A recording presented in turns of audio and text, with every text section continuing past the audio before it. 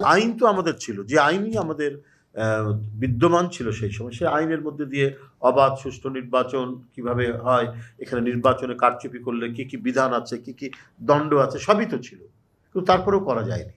কথা হচ্ছে যে রাষ্ট্র ক্ষমতা যার হাতে, সে ইচ্ছে করলে সবকিছুই করতে পারে।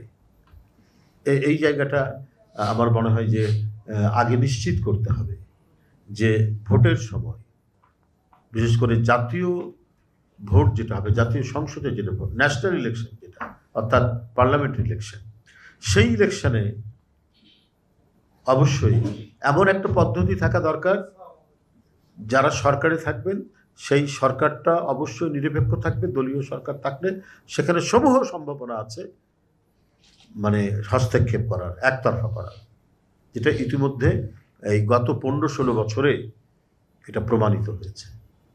তো সুতরাং একটা কথা হলো যে যারা নির্বাচনে পার্টিসিপেট করবেন, রাজনৈতিক দলগুলো, তাদের মানসিকতার পরিবর্তন। আপনি যতই আইন করেন, মানে যতই সেটা খুবই কি বলে একটা অবাধ সুষ্ঠু নির্বাচনের জন্য উপযোগী একটি আইন করেন, কিন্তু যে রাষ্ট্র ক্ষমতায় থাকবে সে যদি আপনার মন মানসিকতা অবাধ সুষ্ঠু নির্বাচনের অনুকূল না হয়, তাহলে আপনি কখনোই অবাধ সুষ্ঠু নির্বাচন করতে পারবেন। এই জন্য আমি প্রথমে বলেছিলাম যে বিষয়টা শুধুমাত্র আইনি সংস্কার নয়, এটা একটা সাইকোলজিক্যাল ব্যাপার। আপনার মনের সংস্কার আপনার প্রথমে হওয়া প্রয়োজন। জাতীয় সংসদ নির্বাচনটা যদি কেয়ারটেকার গভর্নমেন্টের হয়, এরপরে তো আসে স্থানীয় সংসদ নির্বাচন, তখন তো থাকবে, পলিটিক্যাল গভর্নমেন্ট থাকবে। কিন্তু সেই ক্ষেত্রে পলিটিক্যাল গভর্নমেন্ট থাকলেও যাতে স্থানীয় সরকার নির্বাচনে আমার প্রার্থীকে জেতাতেই হবে, সরকারি দলের প্রার্থী জিতবে, এই ধরনের মনোবৃত্তি থাকলে পরে তাহলে তো আবার সুষ্ঠু নির্বাচন হবে না। তো সুতরাং একেবারে মানে রিলিজিয়াসলি সেই চেতনার পরিবর্তন করতে হবে, যে চেতনাটা হচ্ছে যে আমি সব, আমার দল সব, আর অন্য কিছু নাই। এই চেতনার পরিবর্তন যদি ঘটানো যায়, তাহলে আপনার অবাধ সুষ্ঠু নির্বাচন সম্ভব। আপনি যতই ভালো সংস্কার করুন, আপনার মানসিকতার পরিবর্তন না হলে পরে কোনো কিছুই সম্ভব নয়।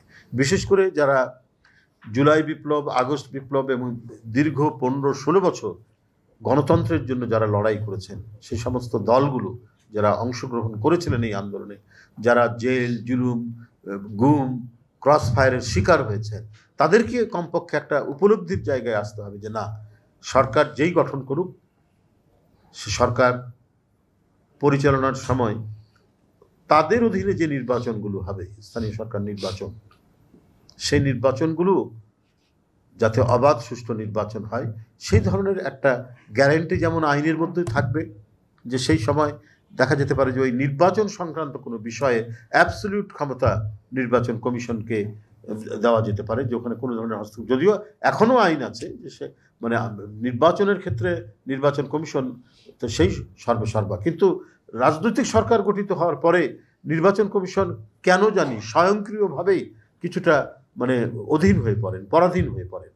তাদের যে আপনার আইন বলে, সংবিধান বলে, তাদের যে নিজস্ব স্বাধীনতা, সেই নিজস্ব স্বাধীনতা তারা মানে প্রয়োগ করতে চান না বা পারেন না, নিজেই কেন জানি দুর্বল হয়ে পড়ে। তো সুতরাং দেখা যায় দলীয় সরকারের অধীনে নির্বাচনের সময় তখন অনেক ক্ষেত্রেই হস্তক্ষেপ হয়, অনেক ঘটনা ঘটে। তো সুতরাং সংস্কারের ক্ষেত্রে এখানেও আমাদের একটা এমন প্রভিশন থাকা দরকার যে হ্যাঁ, দলীয় সরকার থাকবে, কিন্তু নির্বাচন কমিশন আপনার পরিপূর্ণ স্বাধীনতা ভোগ করবে।